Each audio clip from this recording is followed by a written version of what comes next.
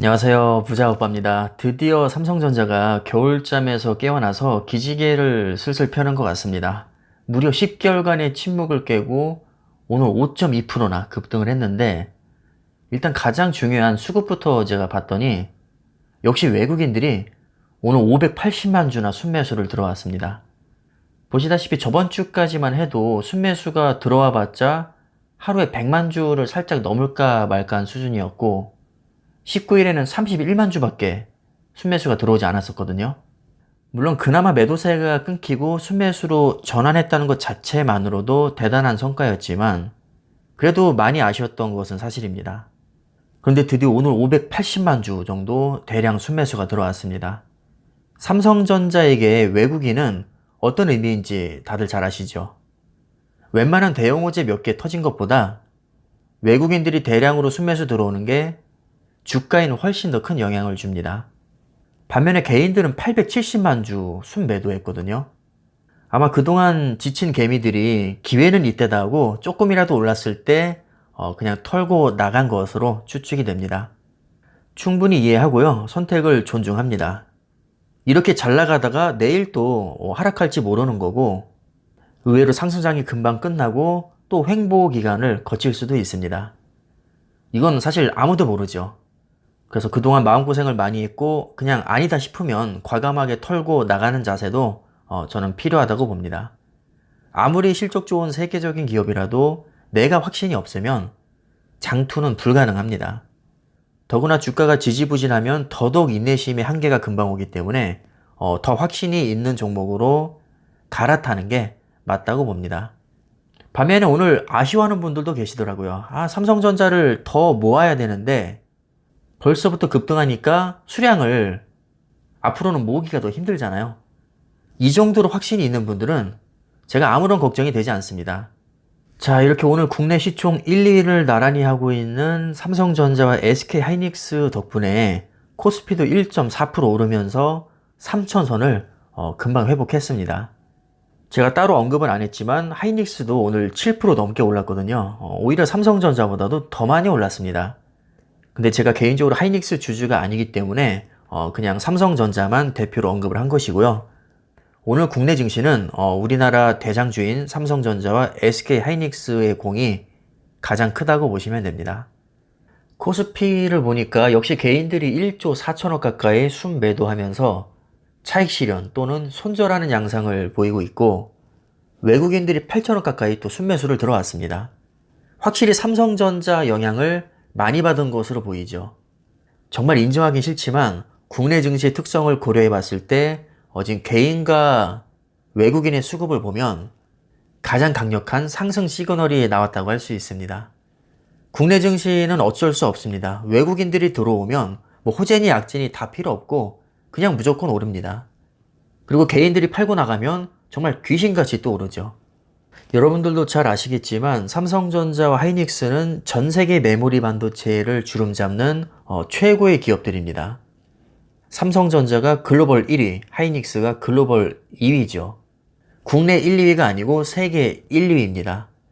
미국 기업인 마이크론이 이 메모리 반도체에서는 글로벌 3위인데 요즘 주가 흐름이 너무 좋습니다. 사실 금요일에 마이크론이 8% 급등하면서 오늘 상승장을 어느 정도 예견했었죠. 오늘의 급등은 특별한 호재가 터져서라기보다는 진작에 올랐어야 할 주가가 뒤늦게나마 제자리를 찾아간다고 보는 게 맞습니다. 주가가 오를 이유는 이미 차고도 넘쳤습니다. 요즘 메타버스가 아주 난리죠. 요즘에는 메타버스에 몇 자만 들어가도 개나 소나 다 급등하는 장세입니다. 그런데 놀랍게도 메타버스 최대 수혜주가 바로 삼성전자입니다. 보통 메타버스 하면 엔비디아나 유니티, 마이크로소프트, 그리고 메타로 사명을 바꾸는 페이스북 이 정도를 많이 떠올리실 텐데, 그 잘난 엔비디아 GPU를 삼성전자 파운드리에서 생산하고 있습니다. 그리고 GPU 핵심 부품 중 하나가 바로 GDDR 메모리인데, 그래픽에 최적화된 DDR 메모리라고 해서 GDDR이라고 이름이 붙여진 거죠. 근데 또 이 분야에서 삼성전자가 독보적인 세계 1위를 하고 있습니다. 또 마이크로소프트와 메타는 어마어마한 서버를 보유하고 있는데 거기에 들어가는 핵심 반도체가 바로 서버 D램과 기업용 SSD입니다. 서버 D램과 기업용 SSD 모두 삼성전자가 글로벌 점유율 1위입니다. 그리고 AMD가 페이스북에 서버용 칩을 공급한다고 해서 얼마 전에 10% 급등한 적이 있었죠. 이 서버용 칩은 D램 없이는 아예 작동조차 할 수 없는데 삼성전자가 D램 통합 세계 1위입니다. 여기서 통합이란 얘기는 D램도 종류가 많거든요. PC용 D램도 있고 노트북용 D램, 스마트폰용 D램, 서버용 D램, 그래픽에 최적화된 그래픽 D램. 이 모든 D램을 다 통틀어서 삼성전자가 압도적인 세계 1위입니다. 메타버스는 3D를 실감나게 구현을 해야 되기 때문에 또 엄청난 저장 공간을 필요로 합니다. 데이터를 반영구적으로 저장하는 반도체가 바로 낸드 플래시인데요. 이 낸드 플래시에서도 삼성전자가 세계 1위입니다. 도대체가 메타버스 관련해서 안 끼는 데가 없는데 그동안 어이없게 주가가 너무 안 올랐던 겁니다.